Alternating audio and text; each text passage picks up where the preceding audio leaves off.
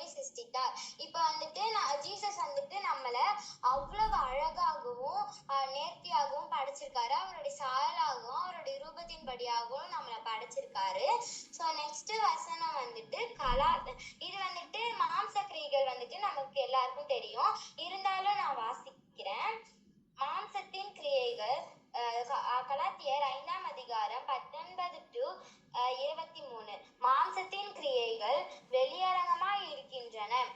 அவையானவை விபச்சாரம், வேசித்தனம், அசுத்தம், காமவிகாரம், விக்கிரகாராதனை, பில்லி சூனியம், பகைகள், விரோதங்கள், வைராக்கியங்கள், கோபங்கள், சண்டைகள், பிரிவினைகள், மார்க்கபேதைகள், பெருமைகள், பொறாமைகள், கொலைகள், வெறிகள், களியாட்டுகள் முதலானவைகளை இப்படிப்பட்டவைகளை செய்கிறவர்கள் தேவனுடைய ராஜ்யத்தை சுதந்தரிப்பதில்லை என்று முன்னே நான் சொன்னது போல இப்பொழுதும் உங்களுக்கு சொல்லுகிறேன்.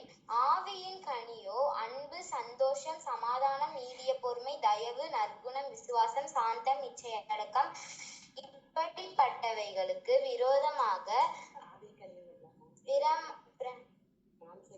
இப்ப வந்துட்டு அந்த மாம்ச கிரியைகள் வந்துட்டு நமக்கு தெரியும். ஸோ வந்துட்டு இப்போ வந்துட்டு இது பாருங்க, இது வந்துட்டு இப்ப வந்துட்டு நான் ஃபர்ஸ்ட் தண்ணிய போட்டிருந்தேன். இது ஃபுல்லா நம்ம தான், நம்மளுடைய இருதயம் தான் இது.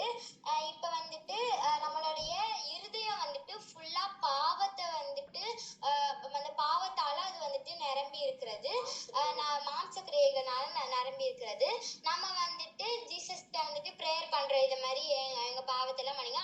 மறுபடியும் வந்துட்டு நம்ம அதே பாவத்தை செய்யக்கூடாது.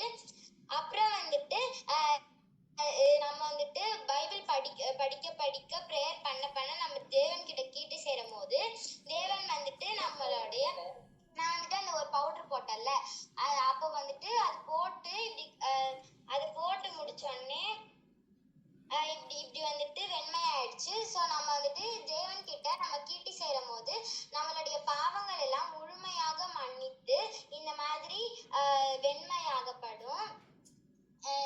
சங்கீதம் 51ஆம் அதிகாரம் 7வது வசனம். நீர் என்னை ஈசோப்பினால் சுத்திகரியும், அப்பொழுது நான் சுத்தமாக்குவேன். என்னை சுத்திகரியும், அப்பொழுது நான் உறைந்த மழையிலும் வெண்மையாவேன். இது போல நம்மளுடைய பாவங்கள் எல்லாம் மன்னிக்கப்பட்டு நம்மளுடைய இருதயம் ஃபுல்லா வெண்மையாகப்படும்.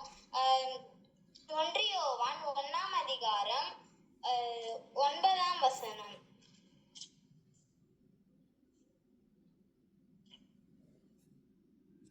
நம்முடைய பாவங்களை நாம் அறிக்கையிட்டால் பாவங்களை நமக்கு மன்னித்து எல்லா அநியாயத்தையும் நீக்கி நம்மை சுத்திகரிப்பதற்கு அவர் உண்மையும் நீதியும் உள்ளவராய் இருக்கிறார். நம்மளுடைய தேவன் வந்துட்டு உண்மையும் நீதியும் உள்ளவரா இருக்கிறார்.